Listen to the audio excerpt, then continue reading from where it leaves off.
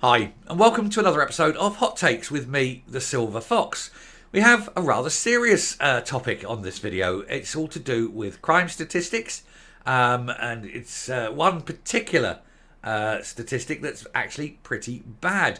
And that is that, and it'll be a surprise, of course, to virtually no one, that Glasgow has the highest number of murders of any area of Scotland. Glasgow for the city, and then the Greater Clyde area for the region. Now, of course, that in itself is not unexpected. It's the biggest city, more people.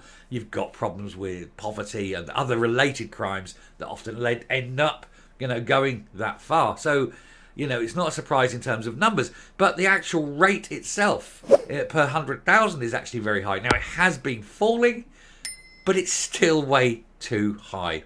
But we'll take a look at this, see what the problems are, and see maybe if you should move somewhere a bit safer, perhaps. Who knows? Anyway, we will. Here goes. So, Inverclyde and Glasgow revealed as the murder capitals of Scotland over the past 20 years. As Taggart would say, there's been a murder. Only, of course, Taggart never actually said that, did he? He never said it. It's just, it's one of those things people assume, but he never said it. Never will now, of course, sadly. Old Mark McManus passed away, didn't he? Must be 20 years ago when he died. Anyway, the number of murders and culpable homicides in Scotland has fallen significantly over the past 20 years. But two areas stand out as having the highest per capita rates in the country over that period. And of course, as we say, it's not surprising that they got the biggest numbers, but the per capita rate is still exceedingly high. Did you know Mark McManus was the brother of the lead singer of The Sweet? There you go. I'm sure you did. I think everybody knows that. Anyway, a new report into homicide in Scotland has revealed that 1,615 people have been the victim of murder or culpable homicide in the past 2 decades. Most of these crimes have taken place in Glasgow, with 400 victims, near as damn it, an average of around 20 per year. That's a very high number in a city of, 1.5 million, something like that. This means that the 20-year homicide rate for the council area of Scotland's largest city stands at 64.2 per 100,000. However, Inverclyde, down the road, is the Scottish local authority with the highest 20-year homicide rate at 64.8 per 100,000. That is actually quite high when you think about it. That's getting on. For if you look at 1,000 people, chances are one of them is going to die of murder in a year. That is really, excessively high, isn't it? Some 51 people have fallen victim to murder or culpable homicide in Inverclyde alone, which has a population of 78,760. They're all concentrated in the towns of Greenock, Port Glasgow and Gourock. Only Clackmannanshire has a lower population of the mainland Scottish councils. I didn't realise that Inverclyde was so sparsely populated.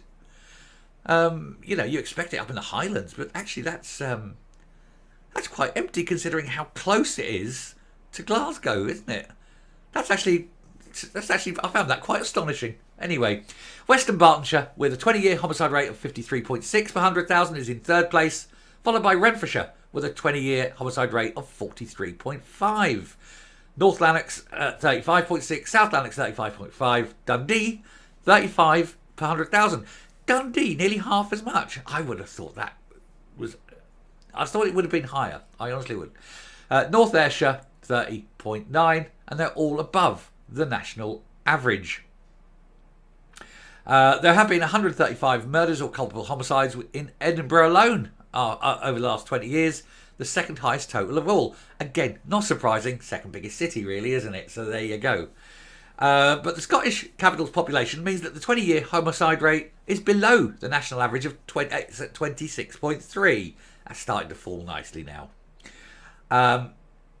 Overall, the trend shows the Scottish homicide rate is falling, although progress appears to have slowed in the past 5 years. Between 03 and 04 and 07 and 08, it was 10.6. Between 09 and 13, for 8.1. Between 14 and 18, 5.7, and between 19 and 23, 5.4. Across the whole of the country, 5.4 per 100,000. That's all right. You expect some. You know, we live in the real world. You'd want none, but you expect some. 5.4 per 100,000 isn't actually that bad overall. Both Glasgow and Inverclyde have seen a huge progress since the grim years of the 2000s, when the west of Scotland was known as the murder capital of Western Europe. I did know it was bad. I had friends up there I had one friend in particular who witnessed 2 murders. I mean, that's unusual to see too. I mean, just as a bystander, just as someone who happened to be around at the time, and that was exceptional. And he was quite shocked at that. Anyway, there were 171 victims in Glasgow in the 5 years from 0304 to 0708, falling to 106, and blah blah blah. And it goes down. Now, the local authorities are listed here. So, are they in any order? I don't think they're in an order, are they? What is the lowest? Dumfries at 16, Eastern Bartonshire 12, single figures there, 7.4. Ah, there you go. Western Isles, off you go. Nahealing NLR. Go and play in the Western Isles. You're safe. 7.4. Wow. In 20 years, they've only had 2 murders. And I would guarantee at least one of them will be spousal, because that tends to be, if you're going to get murdered, it's a simple sad fact, if you're going to get murdered, chances are if you open up your family photo album, you'll see your murderer. It is that much, it is that high, it's massive. It's someone you know, usually someone you're related to. The Homicide in Scotland report says, it is important to note, however, that victims may not necessarily reside in the local authority where it took place. That's fair comment. Glasgow City has witnessed a relatively larger fall in homicides in Scotland as a whole in the last 20 years. Something in my mouth. Hair. Over the last 5-year period, from 2018 to 19, there have been 51 homicides in Glasgow, a 70% reduction compared to 171 for the 5-year period between 0304 and 0708. This compares to a 49% reduction in Scotland as a whole. So, it's a good reduction, but it's still far too high, isn't it? It adds the number of homicide victims has shown a downward trend. And in 2023, there were 52 victims, one fewer than 2021. This is the lowest number since comparable records began in 1976. So basically, it's been getting better every year. It's still far too high. But, I mean, you were going back nearly 50 years. So how violent must it have been in the 70s? I mean, I'd have been a child. I wouldn't have been aware of it. But it was, wow, must have been bad. Anyway, there you go. So if you want to go, Nahealing and SCR, the island. Where else is low? Moray. Yeah, okay, up there. I've made the Moray first. Up the lighthouse at the end of that. They're the 2 safest places then. All the borders, that's low, 13. There you go. Border country. Anywhere else lower than 13? Yeah, East Renfrewshire 12. There we go. That's where you want to be.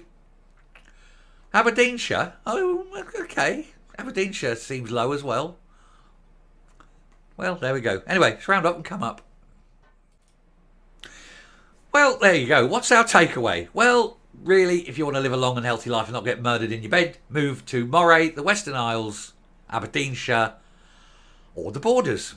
There you go. They're the places you're most likely to not end up the victim. Anyway, a little side point, and it's seen all over the world. This is absolutely amazing thing, is that every country that ever introduced unleaded petrol, and they all did so at different times, but every single country that introduced unleaded petrol saw a drop in the murder rate, but not at the time it introduced the unleaded petrol, but almost uniformly 20 years later.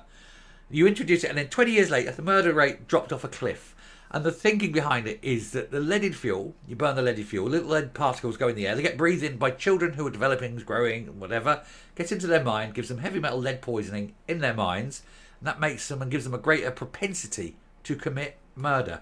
Once you cut the unleaded out, and they grew up healthier, didn't have the lead in the mind, and they did not have those urges to kill. It's amazing. And it's worldwide, and it is almost exactly 20 years after in every single country where that murder rate drops like a stone, goes off a cliff. It is stunning fact. I don't know if it's causality or just correlation, but it seems too common to be just a simple correlation. It's got to be causal. And I think that's there. And that's a stunning little fact, I thought. But then it shouldn't be, really, isn't it? Mens sano in corpore sano.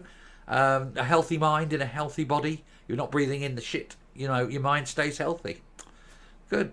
Anyway, there we go. I'm going to go off and look at houses for sale in Moray because I'm not moving to the Western Bloody Isles. Anyway, oh, they're beautiful, don't get me wrong, but I can't be looking at ferries. Anyway, till next time, stay safe, stay well, and I shall speak to you later. Bye.